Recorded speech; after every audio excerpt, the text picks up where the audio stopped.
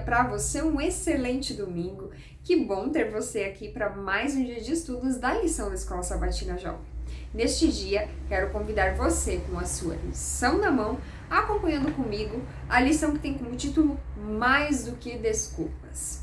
Quando vamos à lição de hoje, temos ali uma história verídica que aconteceu com o autor da nossa lição.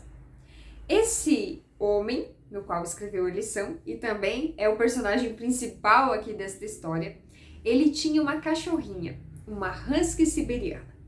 E um dia ela fugiu do canil ao qual ela ficava e correu para a fazenda do vizinho e fez o quê? Matou 8 ovelhas do vizinho. Então, a polícia foi acionada, ele se dirigiu até a casa desse fazendeiro e chegando lá se deparou com uma cena terrível. 8 ovelhas caídas, mortas. Resultado da ação da sua cachorrinha. Então esse homem ficou ali aflito, angustiado, se sentindo culpado pela situação e pediu perdão ao fazendeiro, disse que a cachorrinha havia fugido do local onde costumava ficar, pediu o que ele poderia fazer. E então o fazendeiro respondeu o que para ele? Eu entendo. Por favor, certifique-se de que ela esteja amarrada no futuro. Ou seja, tenha um pouquinho mais de cuidado, um pouquinho mais de cautela, para que isso não ocorra novamente. E foi isso que aconteceu. E até o policial se espantou com a reação do fazendeiro. Afinal, ele havia acabado de perder 8 ovelhas. E isso para ele é dinheiro.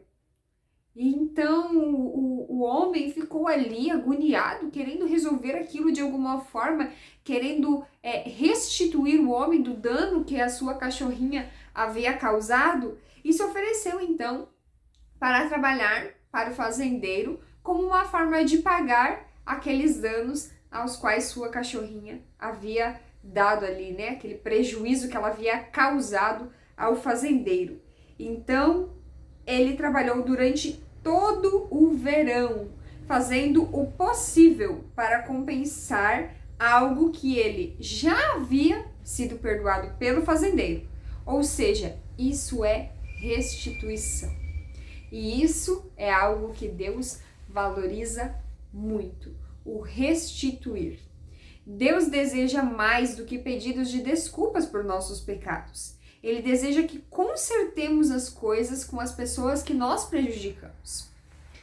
Nós já vimos isso aqui anteriormente, mas é muito importante nós retomarmos esse pensamento por conta do contexto da lição dessa semana.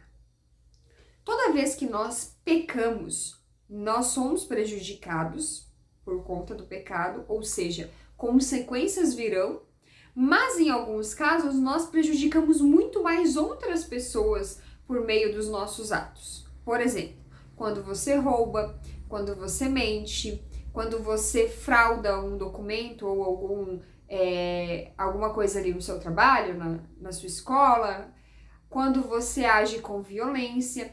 Então, dessas formas, né, que são várias aqui, eu estou colocando apenas algumas, você, além de se prejudicar, prejudica também a outros. Por isso que é muito importante nós termos em nossa mente esse conceito da restituição, porque precisamos não apenas pedir o perdão, mas consertar as coisas. Existem coisas como, por exemplo, a confiança, que, infelizmente, na maioria das vezes, não há um conserto, mas há uma forma de nós levarmos a situação ou a convivência de uma forma um pouco mais leve. Você não precisa voltar a confiar 100% na pessoa, até porque isso é muito difícil em vista do que ela já possa ter feito para você.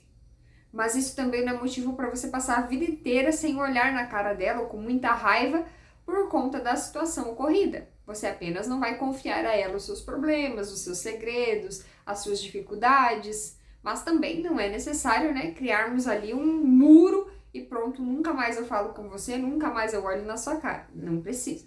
Podemos consertar as coisas, de forma que tudo se restabeleça, de forma que tudo fique em panos limpos, em pratos limpos, qualquer coisa que você quiser aí, limpo. porque é muito importante entendermos que a restituição é algo ensinado e apreciado por Deus. Essa é uma virtude quase esquecida no cristianismo, mas que nos é relembrada lá no livro de Levítico, no capítulo 5 e também no capítulo 6. E descobrimos que isso é um dever do povo de Deus. Jesus também nos ensinou isso.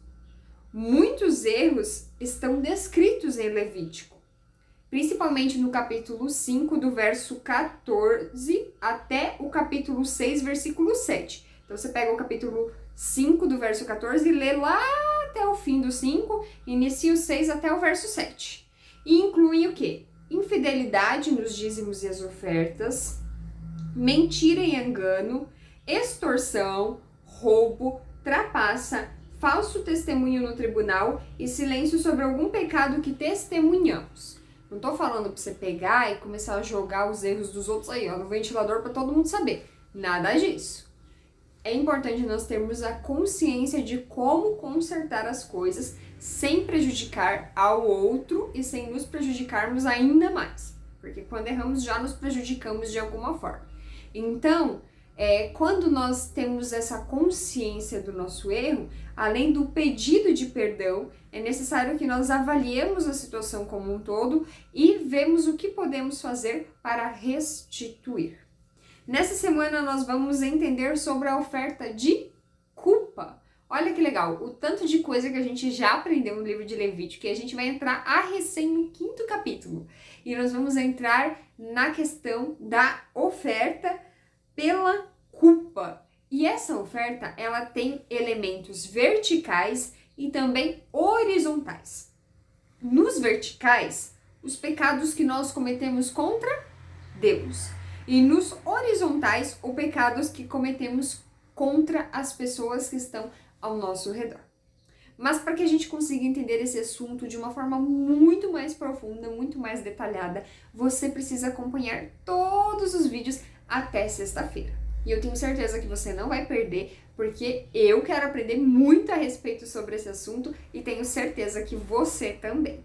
Mas para isso, convido você a compartilhar esse vídeo com a galera da sua classe para termos mais jovens aqui diariamente. E aproveita que você está aí com o celular na mão, segue a gente lá no Instagram, @lição_es.